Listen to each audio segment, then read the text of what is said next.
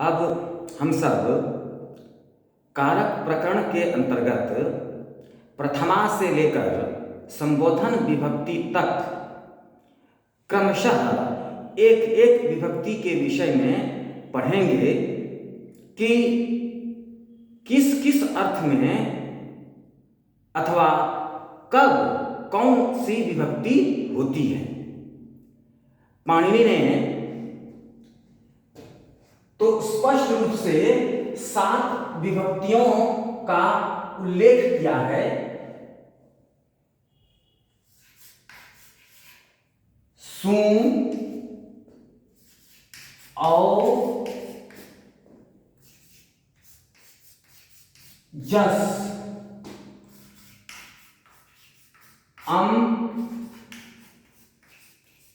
औट, शस, टा, भ्याम, भिस,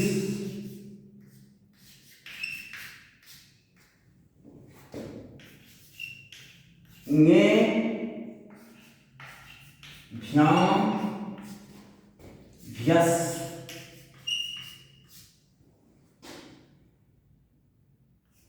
नसी, भ्याम, भ्यस, नस, ओस,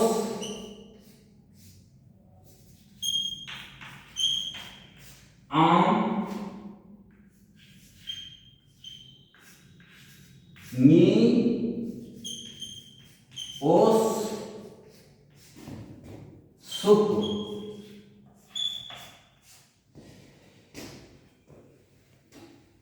ये 7 विभक्तियां हैं। ये प्रथमा विभक्ति, द्वितीया विभक्ति, तृतीया विभक्ति, चतुर्थी विभक्ति, पंचमी विभक्ति, षष्ठी विभक्ति, सप्तमी विभक्ति। ये 7 विभक्तियों में ये प्रत्यय हैं शुभ प्रत्यय। इसको क्या कहा जाता है? शुभ प्रत्यय। प्रथमा विभक्ति एक वचन का सूं, ये सूं जो है प्रथमा विभक्ति एक वचन का सूं है, और सप्तमी विभक्ति बहुवचन का शुभ प्रत्यय जो है, उस शुभ प्रत्यय का अंतिम अक्षर प लेकर के यह शुभ एक प्रत्याहार बनता है। और शुभ प्रत्याहार में ये 21 प्रत्यय सु और जस, अम और शस, टा, भ्याम, भिस, ङे, भ्याम, भ्यस, नसी, भ्याम, भ्यस, नस, ओस, आम, नी, ओस, सु। 21 प्रत्यय सुप के अंतर्गत आता है, सुप प्रत्याहार के अंतर्गत आता है। इन प्रत्ययों को पाणिनि ने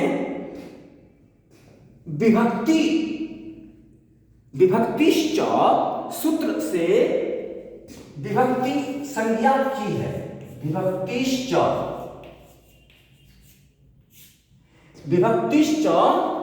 इस सूत्र के द्वारा इनकी विभक्ति संज्ञा हुई है। ये प्रथमा विभक्ति, द्वितीया विभक्ति, तृतीया विभक्ति। इस प्रकार स्पष्ट रूप से पाणिनि ने 7 विभक्तियों का उल्लेख किया है। अब हम सब जो प्रथमा से लेकर के संबोधन तक विभक्ति होती है, उसके विषय में क्रमशः एक एक विभक्ति के विषय में पढ़ते हैं। सबसे पहले प्रथमा विभक्ति के विषय में हम लोग पढ़ते हैं।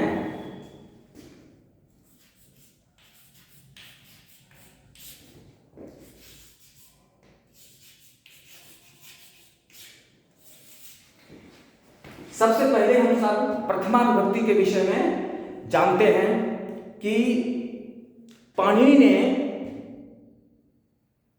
क्या बताया है कि कब किस अर्थ में प्रथमा विभक्ति का प्रयोग करते हैं। यहां एक बात हम सबको ध्यान में रखने योग्य है कि जिस तरह से पाणिनि ने द्वितीया विभक्ति, तृतीया विभक्ति, चतुर्थी विभक्ति के लिए बताया है कि कर्मणि द्वितीया,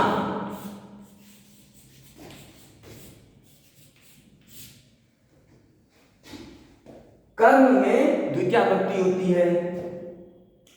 कर्तृ कर्णयोस् तृतीया,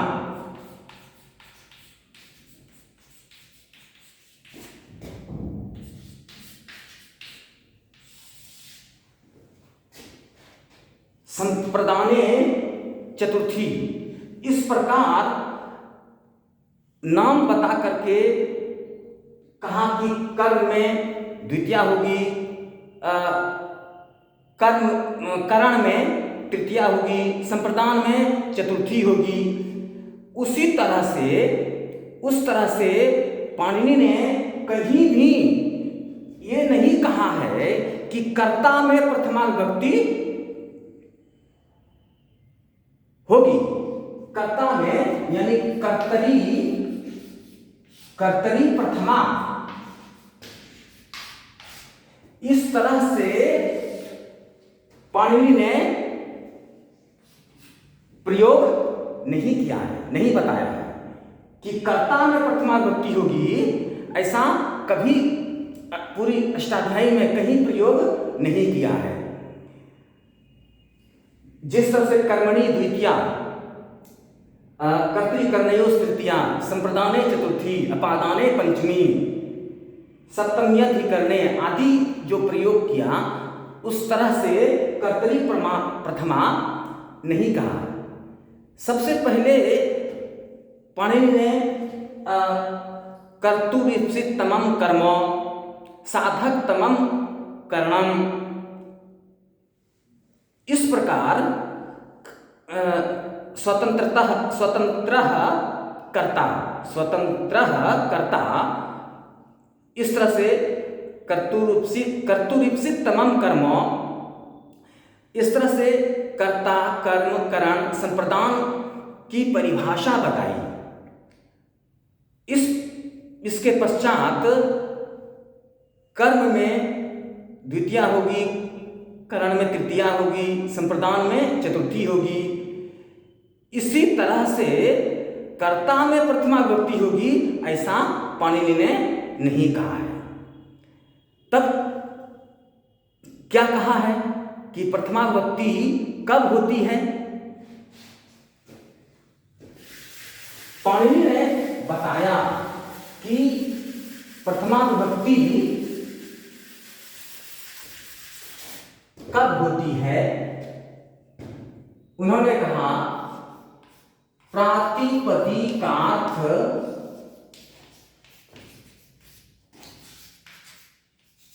लिंग परिमाण वचन मात्रे प्रथमा। पाणिनि ने कर्तरी प्रथमा ऐसा नहीं कहा, पढ़ने ने कहा प्रातिपदिकार्थ लिंग परिमाण वचन मात्रे प्रथमा, यानी इस अर्थ में इन अर्थों में प्रथमा विभक्ति होती है। तो अब हम सब इस सूत्र के विषय में जानते हैं कि सबसे पहले हम किसी भी सूत्र का अर्थ करने के लिए देखते हैं कि उस सूत्र में कितने पद हैं। पद के विषय में जानना पहले जरूरी है। पद किसे कहा जाता है? पद के विषय में पाणिनि ने बताया है सुप्तिङन्तं पदम।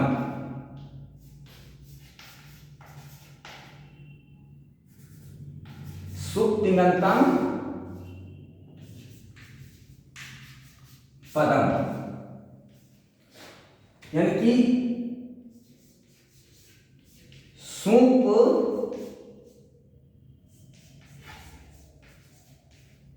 तिंग अंतम, जिसके अंत में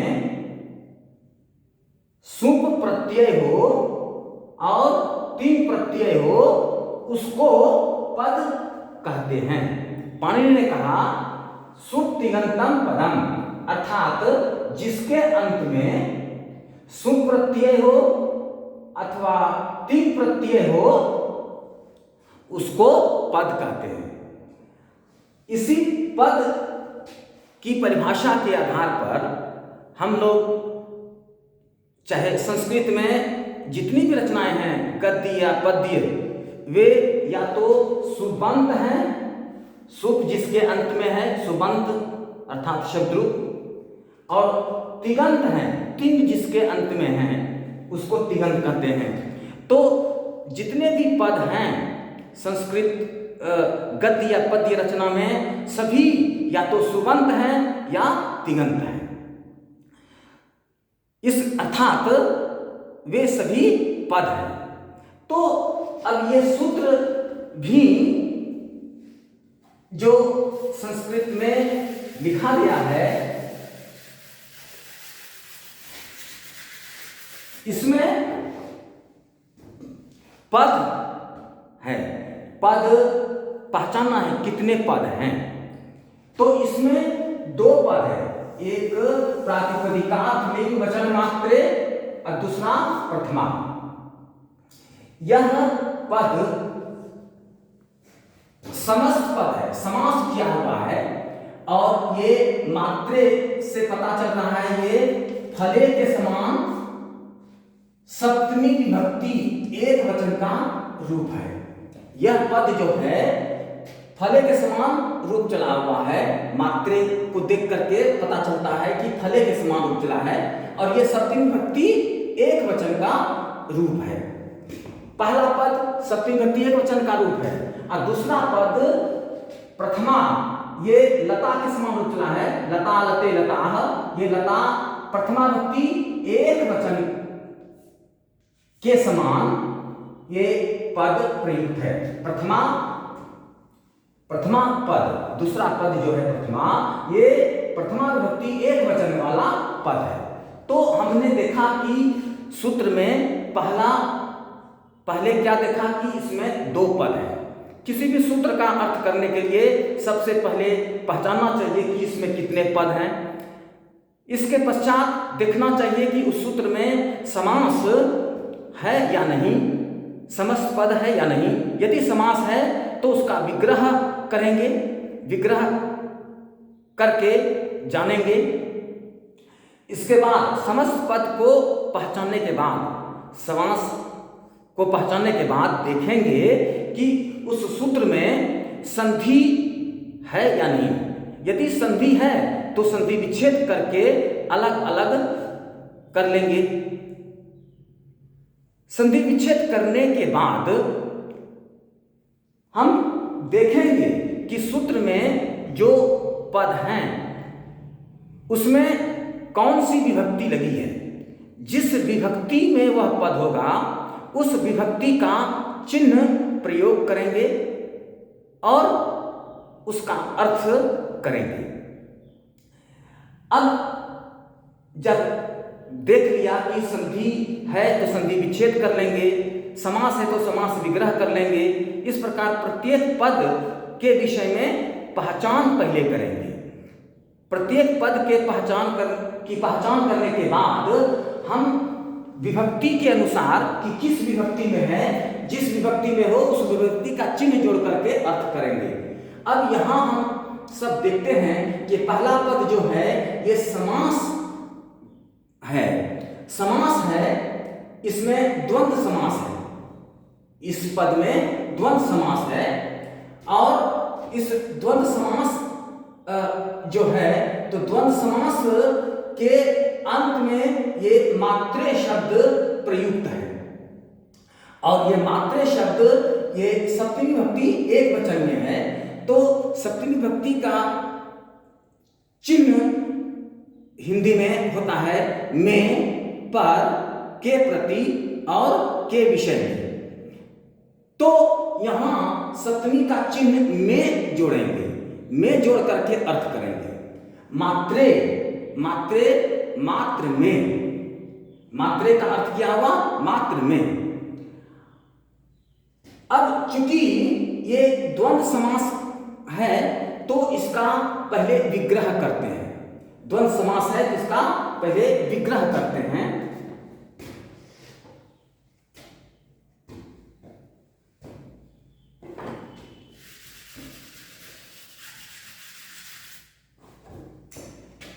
विग्रह है प्रातिपदिका थश्च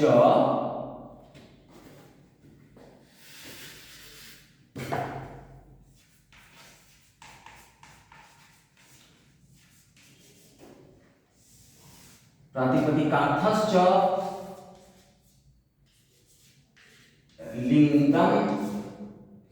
लिंगम च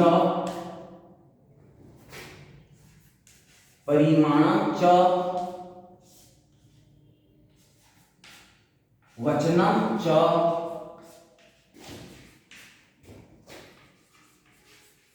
इति प्रातिपदिकार्थ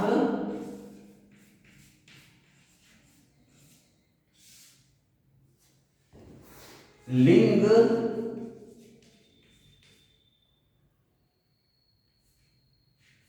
परिमाण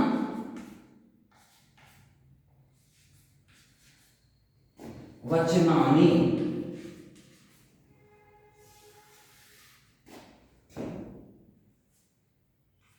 तानि एव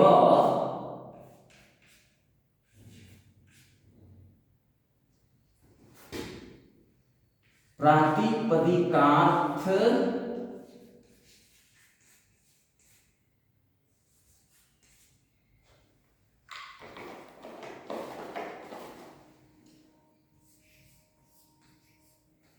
लिंग